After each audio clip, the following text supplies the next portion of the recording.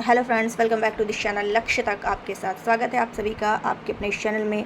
तो चलिए आज का लेक्चर स्टार्ट करते हैं। इसमें हम लोग 24 से लेकर के 30 मार्च तक का न्यूज़ कवर करने वाले हैं, जो कि बहुत ही इंपॉर्टेंट होने वाले और सारे न्यूज़ जो हम लोग न्यूज़पेपर से कवर करने वाले हैं। तो चलिए स्टार्ट करते हैं बिना लेट किए हुए।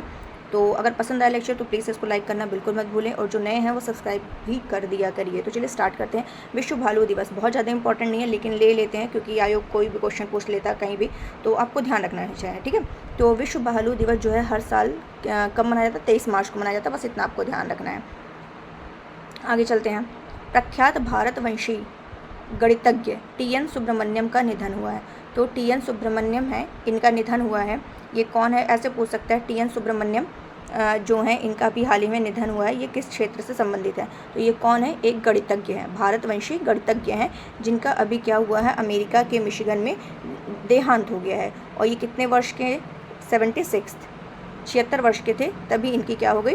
डेथ हो गई, ठीक है। आगे चलते हैं, क्योंकि अभी देखा ही था आपने आरओ में मरने का क्रम पूछ लिया था कि कौन कब कब मरा। तो इस तरीके से आपको ध्यान रखना है कि ये आपका टी.एन. सुब्रमण्यम, ये इनकी डेथ हुई है।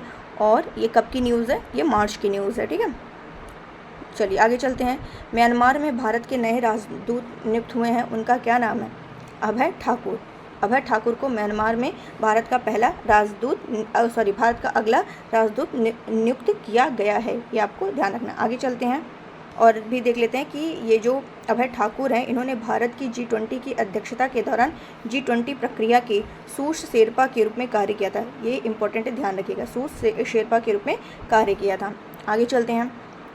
एशिया के सबसे अभी क्या रिपोर्ट आई है? हुरून सूची आई है। हुरून सूची आई है, जिसमें क्या बताया गया है? इस हुरून रिपोर्ट में आई है सूची, जो ये बताया गया है कि मुंबई में रहते हैं एशिया के सबसे ज़्यादा अरबपति, ठीक है। कहाँ रहते हैं? एशिया, मुंबई में रहते हैं एशिया के सबसे ज़्यादा अरब। तो ये जो रिपोर्ट है गाइस, इसका नाम है global rich list. Global rich list, ठीक है। और ये किसकी है? हुरून रिसर्च की ग्लोबल रिच लिस्ट के अनुसार जो है सबसे ज़्यादा अरबपति एशिया में देखा जाए तो कहाँ रहते हैं? मुंबई में रहते हैं। अगर ओवरऑल में देखें टॉप कौन है, तो टॉप जो है वो चीन है। सबसे ज़्यादा अरबपति जो हैं वो कहाँ पर है? चीन में है। उसके बाद कौन है? अमेरिका है। और भारत की रैंकिंग देखें तो भारत थर्ड पर है। भारत थर्ड पर है, ठीक है। और ब्रिटेन फोर्थ पे है, जर्मनी फिफ्थ पर है, ठीक है। अगर वहीं भारत में देखें सबसे ज़्यादा मतलब सब टॉप पर कौन है, तो उनका नाम है मुकेश अंबानी, ठीक है। रिलायंस इंडस्ट्रीज़ के मुकेश अंबानी पहले नंबर पर है और गौतम अडानी जो है ये सेकंड रैंक पर है। तो ये आपको ध्यान रखना। आगे चलते हैं। ये पूछ सकता है कि मिलाने को आ सकता है, बहुत ज़्यादा नहीं, बस ये ध्यान रखना। गोपालपुर पोर्ट कहाँ पर स्थित है? तो ये कहाँ स्थित है? ओडिशा। कहाँ स्थित है? ओडिशा, ठीक है। जिसको क्या किया है? Adani ports and special economic zone limited ने क्या किया है? इस पर अधिग्रहण कर लिया है। तो ये आपको ध्यान रखना। आगे चलते हैं। माइक्रोसॉफ्ट विंडोज़ के चीफ बने हैं, उनका नाम है पवन दाऊ लुरी। क्या नाम है इनका? पवन दाऊ लुरी। ये क्या है? माइक्रोसॉफ्ट विंडोज़ और सरफेस के नए प्रमुख नियुक्त हुए हैं। ये जो हैं दाऊ लुरी जो हैं, ये IIT मद्रास से क्या है? ग्रेजुएट हैं। ये आपको ध्यान रखना। आगे चलते हैं। अभी लोकपाल सदस्य के रूप में शपथ लिया है। कौन कौन लिया है? पहले हैं न्यायमूर्ति ऋतुराज अवस्थी, पंकज कुमार, अजय तिर्की। इन तीनों ने क्या किया है? लोकपाल सदस्य के रूप में क्या किया है? शपथ लिया है, ठीक है। आगे चलते हैं। अभी क्या किया गया है? 26/11 जो हमला हुआ था, उसके जो हीरो हैं सदानंद जी, वो क्या है? NIA के नए DG बने हैं। NIA के नए DG कौन बने हैं? सदानंद वसंत दाते को क्या किया गया है? NIA का नया डायरेक्टर जनरल बनाया गया है। आगे चलते हैं। एक परियोजना है जिसका नाम है ग्यालसूंग परियोजना। क्या नाम है इसका? ग्यालसूंग परियोजना। ये ग्यालसूंग परियोजना कहाँ की है? भूटान की है। बस इसके बारे में इतना ध्यान रखना, ऐसे ही क्वेश्चन पूछा जा सकता है। एक रिपोर्ट आई है। क्या रिपोर्ट है? रिपोर्ट का नाम है अनएम्प्लॉयमेंट रेट इन इंडिया, ठीक है।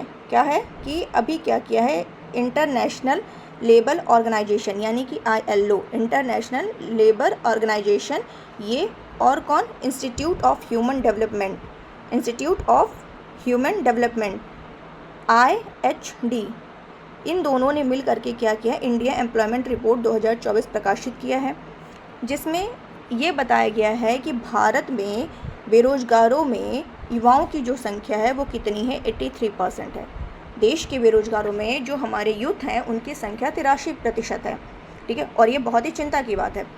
देखा जाए तो ये जो क्या हुआ है कि 2022 में जो पढ़े लिखे बेरोजगार की संख्या है वो 2002 में जितनी थी, 2002 में कितनी थी, 35.2% थी, लेकिन 2022 में देखें तो पढ़े लिखे बेरोजगारों की संख्या बढ़ करके कितनी हो गई है, 65.7% हो गई है। तो ये आपके आंसर राइटिंग में लिखने के लिए काम आ सकता है, ये आंकड़े नोट कर लीजिए, ठीक है। और अभी भी क्या है, ये आंकड़े बढ़ते ही जा रहे हैं, घट नहीं, इवन क्या होना चाहिए, घटना चाहिए, लेकिन ये आंकड़े क्या हैं, अपना बढ़ते जा रहे हैं। तो और पढ़े लिखे लोगों में ऐसे लोगों को शामिल किया जाता है जिन्होंने कम से कम क्या किया हो, 10th क्लास तक की पढ़ाई कर ही ली हो, ठीक है। ऐसे उन्हें पढ़े लिखे लोगों में शामिल किया जाता है। और ऐसे लेकर के जो हमारे बेरोजगार, मतलब हमारे यहाँ बेरोजगार हैं वो 65.7% हैं, जो कि और भी बढ़ रहा है।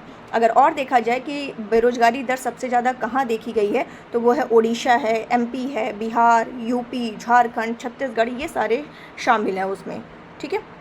नेक्स्ट न्यूज़ क्या है, बेंगलुरु के प्रोफेसर जयंत मूर्ति के नाम पर रखा गया क्षुद्र ग्रह का नाम। अभी क्या हुआ है, IAU मतलब कि इंटरनेशनल एस्ट्रोनॉमिकल यूनियन ने क्या किया है, भारतीय वैज्ञानिक हैं जिनका नाम है जयंत मूर्ति, इन्हीं के नाम पर एक क्षुद्र ग्रह का नाम रख करके उन्हें सम्मानित किया है, ठीक है। तो ये आपको ध्यान रखना है। नेक्स्ट क्या है, आगे चलते हैं। मिशेल टैलाग्रैंड को मिला है 2024 का एबेल पुरस्कार। तो एबेल पुरस्कार ये काफ़ी इंपॉर्टेंट है, क्वेश्चन पूछा जा सकता है ये, तो इसको ध्यान रखिएगा। एबेल पुरस्कार 2024 किसको मिला है, मिशेल टैलाग्रैंड को मिला है, मिशेल टैलाग्रैंड को मिला है, ठीक है। तो ये क्या है, चलिए देख लेते हैं। Norwegian academy of science and letters ने क्या किया है, French national centre for scientific research Paris, France के, तो ये जो मिशेल टैलाग्रैंड हैं ये कहाँ के हैं, फ्रांस के हैं, पेरिस के हैं, इन्हें सम्मानित किया गया है, ठीक है, ये ध्यान रखना है।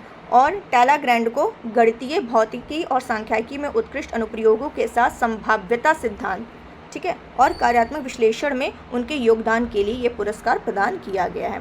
नेक्स्ट न्यूज़ है, पुर्तगाल के नए प्रधानमंत्री बने हैं, उनका नाम है लुइस मोंटेनेग्रो।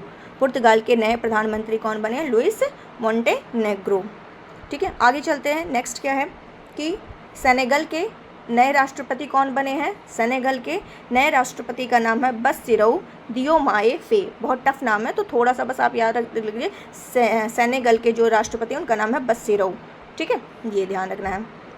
तो चलिए आज के लिए बस इतना ही रखते हैं, बाकी का न्यूज़ कल कवर करते हैं। तो प्लीज़ इसको लाइक करिएगा, शेयर करिएगा, सब्सक्राइब करना बिल्कुल मत भूलिएगा। Thank you so much.